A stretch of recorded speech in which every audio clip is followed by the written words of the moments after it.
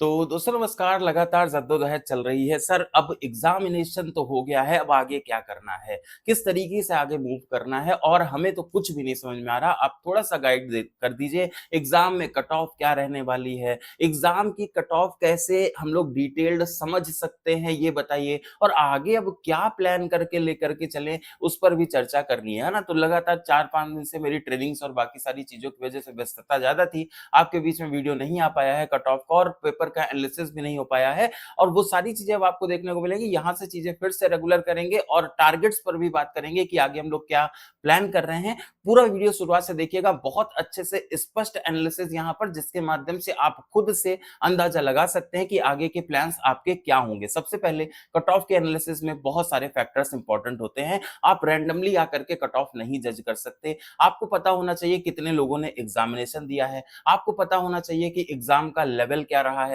आपको ये भी पता होना चाहिए कि नंबर ऑफ सीट्स कितनी रही हैं, आपको ये भी पता होना चाहिए कि यहाँ पर जो एग्जाम है इसमें नेगेटिव मार्किंग रही है या नहीं, कितने लोगों ने एवरेज नंबर ऑफ, अगर क्वेश्चन अटेम्प्ट्स की बात करें वो भी एक इंपॉर्टेंट फैक्टर रहता है, और प्रीवियस ईयर का क्या एनालिसिस रहा है वो भी एक इंपॉर्टेंट फैक्टर रहता है। इन सभी बिंदुओं पर चर्चा करनी है। नंबर ऑफ पोस्ट 111, इसके आधार पर 4 पोस्ट मान लीजिए महिला, तो कुल मिलाकर के 111 सीट्स पर हम लोग यहाँ पर पूरा कंप्लीट एनालिसिस करने जा रहे हैं। एग्जाम का लेवल क्या था, क्वेश्चन कितने हार्ड थे, कितने सॉफ्ट थे, और आगे क्या अब करना चाहिए। एक एक बात को एकदम ध्यान से देखिएगा, जहां पर भी डाउट होगा तो कमेंट सेक्शन का यूज करिएगा। देखिए, कट ऑफ एनालिसिस करना अभी के लिए अगर आप देखेंगे आंसर की के अकॉर्डिंग एक एग्जैक्ट नंबर, एक एग्जैक्ट स्कोर आपका पता चलता है। तो ये पूरी तरह से जितनी भी प्रक्रिया है ये केवल एनालिसिस बेस्ड है, जो अभी तक आप लोगों के रिव्यू कमेंट सेक्शन और व्हाट्सएप ग्रुप के माध्यम से या फिर आपके साथ में कॉल के माध्यम से जो हमने एनालिसिस क्रिएट किया है, ये उसके आधार पर पूरा का पूरा रहेगा। ठीक है, +-5 आप लेकर के चलेंगे। जो लास्ट में हम लोग कट ऑफ डिस्कस करेंगे उसमें +-5 आप करें, आप आसानी से कट ऑफ तक पहुंचेंगे। मतलब आपको पूरा एक पिक्चर जो है वो हम यहाँ पर समझाने जा रहे हैं कि कैसे ये पूरा प्रोसेस हम लोग ऑथेंटिक तरीके से एनालाइज करेंगे। देखिए, सबसे पहले यहाँ पर एग्जाम का लेवल देखा जाएगा, गुड अटेम्प्ट्स क्या है वो देखे जाएंगे, नेगेटिव मार्किंग का क्या इंपैक्ट है, स्टूडेंट्स कितने अपीयर कर रहे थे इस एग्जामिनेशन में, नंबर ऑफ सीट्स क्या है, और साथ साथ में प्रीवियस ईयर में क्या हुआ था। ठीक है, सारी चीजों पर फैक्टर, सारी चीजों पर कट ऑफ हमारी एनालिसिस बेस्ड होती है। इनको ध्यान में रखते हुए एकदम ध्यान से सुनते चले जाइए, एक एक पॉइंट आपका क्लियर हो जाएगा और आप अपनी कट ऑफ, आप अपने स्कोर या आप अपने आगे के फ्यूचर को यहाँ से देख पा रहे होंगे। बिल्कुल ध्यान से देखिएगा। सबसे पहले आता है एग्जाम का लेवल। अगर एग्जाम का लेवल का कंप्लीट एनालिसिस 300 क्वेश्चंस का अगर हम लोग करें तो 230 क्वेश्चन ऐसे थे, अगर ओवरऑल देखे जाए, जो कि मॉडरेट लेवल के थे, मतलब इजी से मॉडरेट हैं, इन्हें किया जा सकता था। करने लायक जो प्रश्न अगर देखे जाए तो लगभग 230 क्वेश्चन ऐसे थे जो अगर आपने अच्छे से अपने बेसिक्स पर भी काम किया था या फिर अच्छे से आपने प्रैक्टिस पर भी फोकस किया था, जो हम लोगों ने क्रैश कोर्सेज और यूट्यूब प्रैक्टिस सेशंस पर किए थे, तो आप लगभग 220-230 तक आराम से पहुंच सकते थे। 70 सवाल आप मान सकते हैं कि यहाँ थोड़ा सा हाई लेवल पर चले गए, या फिर ऐसा हो गया कि हम लोग मोनोटोनस हो गए। संविधान के इतने सारे क्वेश्चन, 90 से ज्यादा क्वेश्चन पेपर वन में, इसके अलावा लगभग आप समझ लीजिए कि यार 70 के आसपास में मतलब सेकंड वाले पार्ट में भी संविधान से क्वेश्चन, तो संविधान ही संविधान हर तरफ दिखा। थिंकर वाला पार्ट भी ऐसा पूछा गया जहां पर कुछ बच्चे फंसे, कुछ कंफ्यूजन क्रिएट होते, जो स्वाभाविक है। पीजीटी पॉलिटी में आपको थिंकर्स में आपस में इनकी विचारधाराएं मिक्सअप होती हुई दिखाई पड़ती हैं, और एग्जाम लेवल पर एंजाइटी भी होती है, वो भी एक बहुत बड़ा फैक्टर है। तो यहाँ पर क्या है, यहाँ पर माइनर एरर्स बहुत सारी हुई हैं, आता हुआ क्वेश्चन गलत हो गया, 2 ऑप्शन में फंस गए, 2 ऑप्शन की वजह से जो आप आंसर हमने मार्क किया, जो एग्जाम में लग रहा था यार इससे अच्छा, इससे सही ऑप्शन तो हो ही नहीं सकता, जब जा करके घर पे मिला रहे हैं तो वो ऑप्शन ही गलत आ रहा है ना? तो इस तरीके की चीजें देखने को मिली हैं। तो ओवरऑल अगर आप देखेंगे तो 230 क्वेश्चन यहाँ पर मॉडरेट लेवल और 70 सवाल हमें फंसा रहे थे, पूरे 300 सवालों का ये आंकड़ा है। ठीक है, अच्छा पैटर्न में अगर देखेंगे तो हाँ, संविधान का कभी भाग ज्यादा पूछ लिया गया, बाकी पेपर 2 में बैलेंस्ड चीजें थी, तीनों ही सेक्शन पर इक्वल वहां पर चीजें थी। अच्छा, पेपर 2 ज्यादातर लोगों को हार्ड लगा है, क्योंकि वही बात होती है, हम लोगों ने पहले भी बात की थी, हम लोगों ने पहले भी जब प्रैक्टिस करते थे तो वहाँ पर चर्चा करते थे कि भाई ये जो पब्लिक एडमिनिस्ट्रेशन का पार्ट है या फिर इंटरनेशनल रिलेशन का पार्ट है या फिर हमारा ये हमारा बेसिकली कंपैरेटिव पॉलिटिक्स का पार्ट है, ये तीनों ही पार्ट अभी तक पीजीटी एग्जामिनेशन में उतनी इनकी इंपॉर्टेंस नहीं हुआ करती थी। अब नंबर ऑफ क्वेश्चंस जब बढ़ेंगे तो हाँ, एक-एक टॉपिक की इंपॉर्टेंस बढ़ेगी और हर एक टॉपिक पर अगर आपने ध्यान नहीं दिया तो वो हार्ड हो जाएगा क्वेश्चन, है ना? तो इसी वजह से वो थोड़ा-सा हार्ड लेवल पर गया। कोई बात नहीं, हम लोगों ने पेपर 1 में काफ़ी चीज़ें कवर कर ली। अगर दोनों मिला करके आपने चीज़ें अच्छी करी हैं, तो आपका बेहतर रिज़ल्ट निकल कर के आएगा। अभी फाइनल कट ऑफ पर बात करते हैं, एक-एक फैक्टर पर पहले देखते हैं। देखिए, 120 प्लस अगर मतलब ओवरऑल अगर आपने पर पेपर में 120 के आसपास में अटेम्प्ट किया है, गुड अटेम्प्ट है। गुड अटेम्प्ट का मतलब ये होता है कि इसमें ह्यूमन एरर, इसमें जल्दबाजी में की हुई एरर और हर एक चीज़ों को फैक्टर को ध्यान में रखते हुए लगभग अगर आपने 120 इसमें आपके मान लीजिए 10 से 12 क्वेश्चन भी गलत हो जा रहे हैं, तब भी कोई दिक्कत नहीं है। 120 अगर आपने अटेम्प्ट किए हैं, तो अच्छा अटेम्प्ट माना जाएगा। ऐसा बिल्कुल भी नहीं है कि यहाँ से आप रेस से बाहर हैं। ठीक है? पहली चीज़ ये। दूसरी चीज़ ये है कि भाई इतना कम अटेम्प्ट को आप गुड अटेम्प्ट क्यों कह रहे हो? क्योंकि बहुत बड़ा फैक्टर जुड़ा हुआ था नेगेटिव मार्किंग का। कट ऑफ पर बहुत बड़ा फैक्टर, बहुत बड़ा इम्पैक्ट नेगेटिव मार्किंग लाती है क्योंकि भाई आते हुए क्वेश्चन, आसान क्वेश्चन गलत होते हैं, है ना? इससे इम्पैक्ट आता है। इसलिए 120 क्वेश्चन अगर आपने दोनों ही पेपर मतलब दोनों पेपर मिला करके नहीं, दोनों पेपर को अगर 150 में से आपने पेपर 1 में 120 और 150 में से 120 के आस-पास में ऐसा किया है कि यार ये हमारे मतलब आपने अटेम्प्ट कर दिए हैं इतने इसमें आप प्लस माइनस 10% एरर मान करके चल सकते हैं अगर एक्सेप्टेबल है वो 10% एरर इसमें एक्सेप्टेबल है 12 क्वेश्चन अगर आपने 12 से 15 क्वेश्चन गलत भी कर दिए हैं तो कोई दिक्कत नहीं है आप निगेटिव मार्किंग को ओवरकम कर पाएंगे ठीक है अभी आगे बढ़ते हैं देखिए और फैक्टर्स हैं अभी इस पे देखिए सबसे पहले आता है नंबर ऑफ पोस्ट है ना नंबर ऑफ पोस्ट में अगर आप देखेंगे तो 111 टोटल में सामान्य शाखा के लिए जनरल थी और इसके बाद में 5 सीट जो है वो महिला शाखा की कुल मिलाकर के 116 पद जो है वो पॉलिटिकल साइंस विषय के थे ठीक है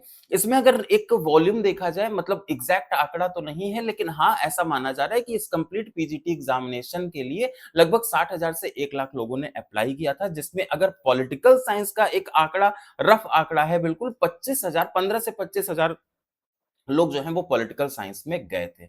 अब इसमें जो बहुत बड़ा फैक्टर इंपॉर्टेंट है कि कितने लोग एक्चुअली एग्जामिनेशन सेंटर तक पहुंचे थे।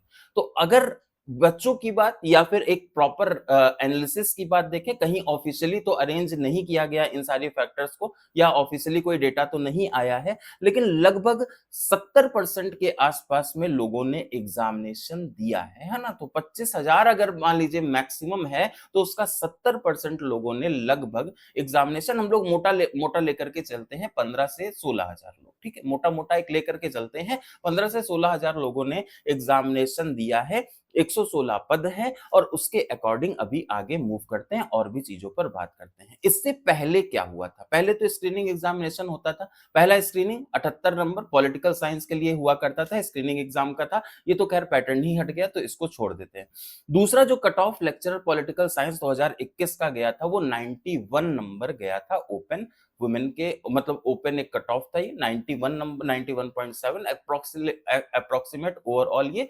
92 आप इसे मान करके चलेंगे ठीक है आगे बढ़ते देखिए मेरा एनालिसिस क्या कहता है अगर दोनों ही पेपर्स गुड स्कोर और हर एक चीज को अगर ध्यान में रखा जाए तो वहां पर एक बहुत बड़ा जो फैक्टर आया वो नेगेटिव मार्किंग का रहा बहुत बड़ा एक फैक्टर कट ऑफ पर है कि भाई नंबर ऑफ पोस्ट सबसे ज्यादा पॉलिटिकल साइंस में है 25,000 के अगर हम लोग मान लें कि यार 20,000 लोग भी एग्जामिनेशन में अपियर कर रहे थे तो नंबर ऑफ जो कैंडिडेट्स हैं उनको भी ध्यान में रखना बहुत ज्यादा इंपॉर्टेंट है और ओवरऑल सारी चीजों को अगर समअप किया जाए तो हम लोग यहाँ पर ये मान सकते हैं कि हमारा जो पीजीटी पॉलिटिकल साइंस का कट ऑफ है 300 क्वेश्चन का जो कट ऑफ निकल करके ओवरऑल 300 में मेरिट बनेगी और हम लोग अगर 180 है ना 180 से लेकर के 190 के आसपास में स्टैंड कर रहे हैं तो हम लोग ऐसा मान सकते हैं कि हमारे चांसेस अच्छे हैं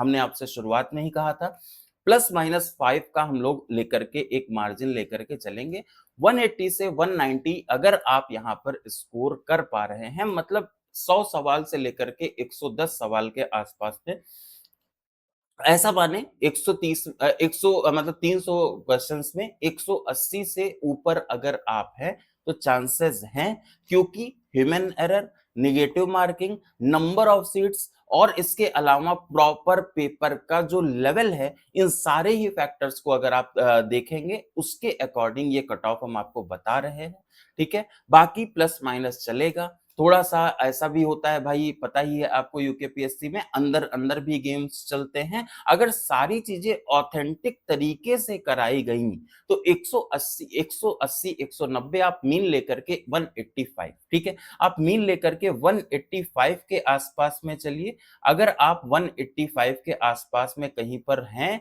तो आप एक सेफ ज़ोन अपने आप को कह सकते हैं, प्लस माइनस 5 आप लेकर के चलेंगे, ठीक है? अगर इसके आसपास में आपका स्कोर है तो बढ़िया है, कोई दिक्कत नहीं होनी चाहिए मेरे हिसाब से। बाकी एकदम आउट ऑफ द बॉक्स अगर चीज़ें चली गई तो बात अलग है। नहीं तो अगर जैसा एक प्रॉपर एग्ज़ामिनेशन होता है, अगर सारी चीज़ें वैसी ही हुई हैं, तो 150 एक पढ़ने वाला जो बच्चा है, एक जो प्रॉपर पढ़ने वाला बच्चा है, वो भी 180 से 220 के बीच में की रेंज में ही आ रहा है। तो आप लगभग 185 से 190 या मैक्सिमम आप 185 तक मान करके चलिए कि कट ऑफ रहना चाहिए। मेरे हिसाब से ये मेरा पर्सनल ओपिनियन है। इसमें अभी आंसर की नहीं आई है, आंसर की में भी बहुत सारी चीज़ें होती हैं, बहुत सारे फैक्टर्स उसके भी होते हैं कि कितने आयोग ने कौन से आंसर्स को सही माना है। ये सारी चीज़ें अगर मिला दी जाएँ तो कट ऑफ हमारी 185 के आसपास या 185 से 190 के आसपास में लगभग रहने की संभावना है। क्योंकि 120 गुड अटेम्प्ट से ऊपर जो जा रहा है, वो नेगेटिव का शिकार होकर के पिट जा रहा है। ये दिक्कत आती है, ठीक है? ये दिक्कत आती है। एक अच्छा अगर डिसेंट स्कोर 185 के आसपास में अगर किया है, तो आप अच्छे से आगे का सोच सकते हैं। लेकिन हाँ, इसी को लेकर के नहीं बैठना है, एग्ज़ामिनेशन हो चुका है, ठीक है? एग्ज़ामिनेशन हो चुका है। अब अगला ये लेक्चरर भर्ती का एग्ज़ामिनेशन भगवान राम शायद बता पाएँगे कि कब आएगा या फिर इलेक्शन बता पाएगा कि अगला एग्ज़ामिनेशन कब आएगा। लेकिन आगे की जो प्रक्रिया है ना, वो हम लोगों को तो भाई बैठना तो है नहीं। हम लोगों को यहाँ पर टारगेट अब करना है, पीजीटी की प्रिपरेशन कर रहे थे, ठीक है? पीजीटी की प्रिपरेशन कर रहे थे। अगला जो एम हम लोग यहाँ पर लेकर के चलेंगे, वो यूजीसी नेट लेकर के चलेंगे, ठीक है? अगला पहला एम जो लेकर के चलेंगे, 9 बजे की जो हमारी क्लास रहेगी, अब वो यूजीसी नेट पर हम लोग फोकस करेंगे, यूजीसी नेट की प्रैक्टिस करेंगे, यूजीसी नेट की क्लासेस करेंगे और साथ-साथ में ये भी बता दें, यूजीसी नेट का एग्ज़ामिनेशन दिसंबर में होगा, तो अभी आपके पास में समय है, 4 महीने, 5 महीने हम लोग इसमें देंगे। यही जो प्रोसेस हमने यहाँ तक किया था, अब इसको एक एडवांस लेवल पर एक स्टेप और ऊपर लेकर के चलना रहेगा। तो पहला जो टारगेट है, वो यूजीसी यहाँ से आप बना करके चलिए।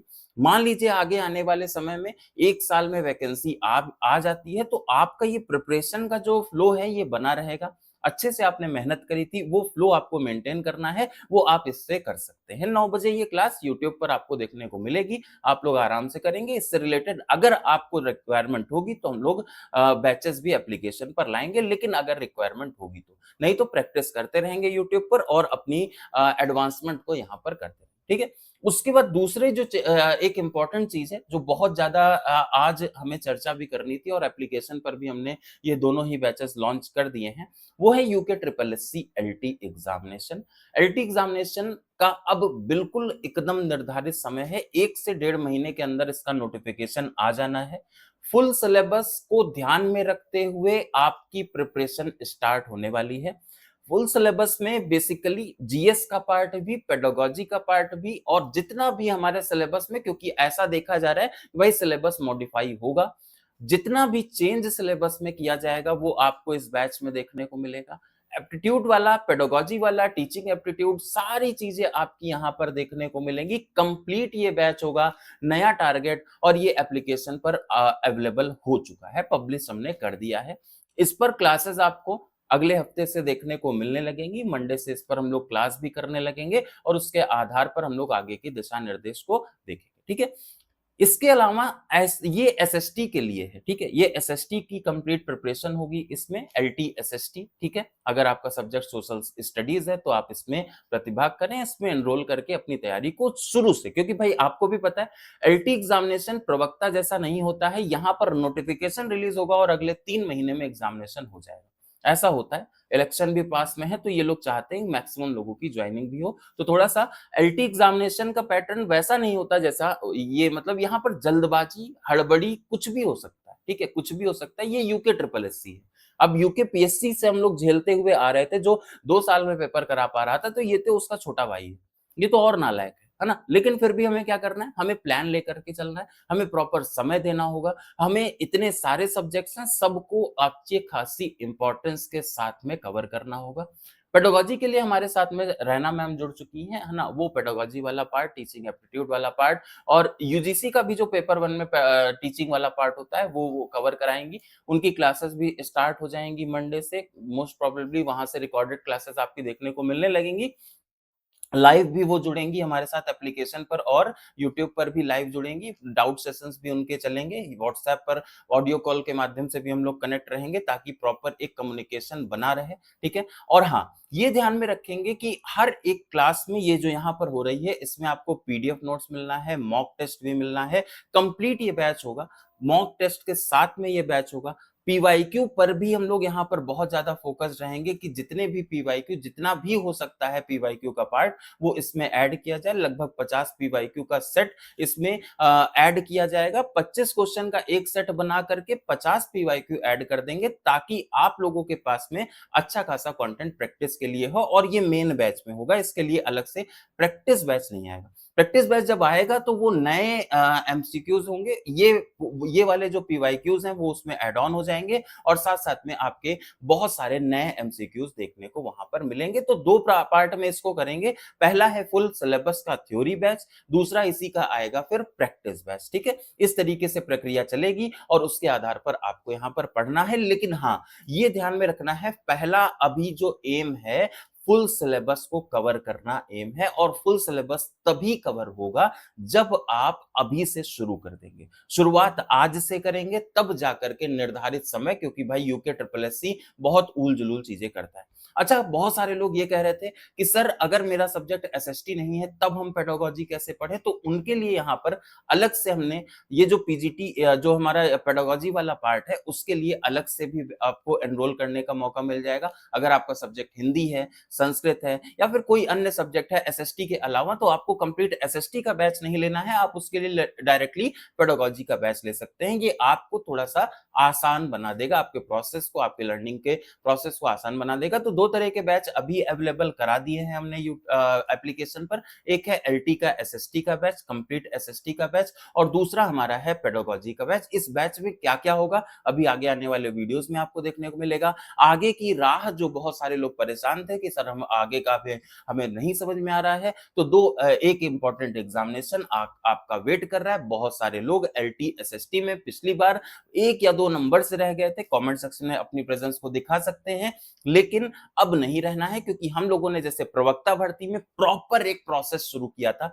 हम लोगों ने प्रवक्ता भर्ती में, भाई हमारे पास में मौका था, समय था, हम लोगों ने पूरा प्रॉपर डिटेल्ड क्लासेस 120 125 क्लासेस हम लोगों ने एक बार करी, फिर उसका रिवीजन हम लोगों ने क्रैश कोर्स किया। इस बीच में यूट्यूब पर लगातार प्रैक्टिस कर रहे थे, लगातार इतने क्वेश्चन प्रैक्टिस किए गए, इतना प्रॉपर हम लोगों ने क्वेश्चन जो एग्जाम के लेवल के पैटर्न पे क्वेश्चन थे, मैचिंग के क्वेश्चन बहुत सारे, जितना भी हमारे एग्जामिनेशन में देखने को मिला, हर एक पैटर्न को हम लोगों ने टच किया, हर एक कॉन्सेप्ट को हम लोगों ने टच किया। ये हम लोग तभी कर पाए जब हम लोगों ने मेहनत की, है ना? तो वही मेहनत यहाँ यूके ट्रिपल एससी एसएसटी में भी करेंगे, यूके ट्रिपल एससी पेडागोजी वाले पार्ट में भी करेंगे। प्रॉपर एक एक पॉइंट पर चर्चा करते हुए हम लोगों को ये एग्जामिनेशन की प्रिपरेशन करनी होगी। ये ध्यान में रखेंगे, मेहनत के बिना कुछ भी नहीं होगा, और सफलता, है ना, वही बात है जो हमने पहले भी आपको बताया है, लक्ष्य तुम्हारा है, सफर तो चुनौतीपूर्ण रहेगा ही रहेगा, पर जीत जो है ना, वो निश्चित है। मेहनत करेंगे, जीतेंगे, लड़ेंगे और किसी भी प्रकार का कोई भी डाउट होगा तो आप हमारे साथ में जुड़िएगा। 185 के आसपास में अगर आप प्रवक्ता भर्ती में पा रहे हैं, तो आप अच्छे खासे स्कोर तक हैं। बाकी फैक्टर्स डिपेंड करेंगे आंसर की आने के बाद और किसी भी प्रकार का कोई भी डाउट होगा, कमेंट सेक्शन आपका इंतज़ार करेगा। आज के इस वीडियो में अभी के लिए इतना ही। बहुत-बहुत धन्यवाद।